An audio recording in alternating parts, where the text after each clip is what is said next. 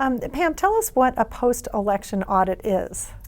So audit is one of the least desirable words out there for what this really is, but it's a tool that election officials can use to prove that their voting systems are working perfectly.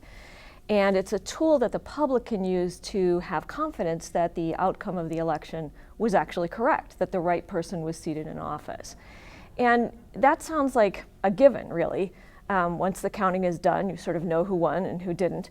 But the truth is that we have voting systems around the country that sometimes make mistakes, that sometimes malfunction, that sometimes fail to fully capture all the votes.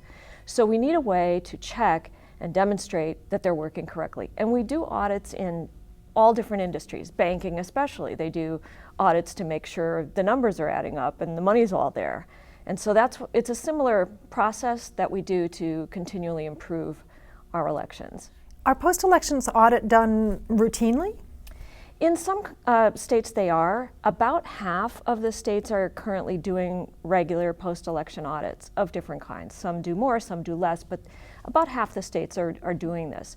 The thing is that about 3/4 of the states could be doing them, and that remaining part of the states, they're not currently engaged in that. So we'd like to see that change. I see. And can you bring this to life for us? Like, why should we care about this? You know, the thing that happens, there's malfunctions in software, and we use mostly software to process the vote counting machines and tabulators. And when that goes wrong, it sometimes means the wrong person is cited as the winner. Recently in Florida, in Palm Beach County, last year, there was a municipal election in which a software malfunction attributed votes to the wrong candidates. We've seen them even attribute votes to the wrong contests. So that was uncovered in a post-election audit. And because they uncovered it, they were able to go back, find out what the problems were, and make sure it was corrected. Wow.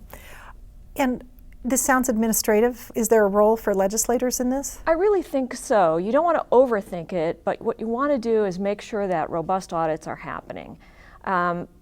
Elections officials are busy, they have a lot to do, but they're already doing some of the steps necessary to do a good audit. They already do some ballot accounting and making sure that everything adds up, but there's good processes you can have in a post-election audit, and lawmakers can make sure that those things are happening as a matter of course. And here's one of the reasons it's so important. When you have an election that may be close and you're not really sure, did this person win or that person win, if a candidate has to ask for a recount, sometimes that's seen as sore loser, sour grapes. It could be very partisan, and in this age when we have some extreme partisan divides, having a process that checks the vote tallies every time, no matter who won, no matter which side, that's a way to take it out of the partisan divide and bring it back down to the level of making sure processes are working right. Great.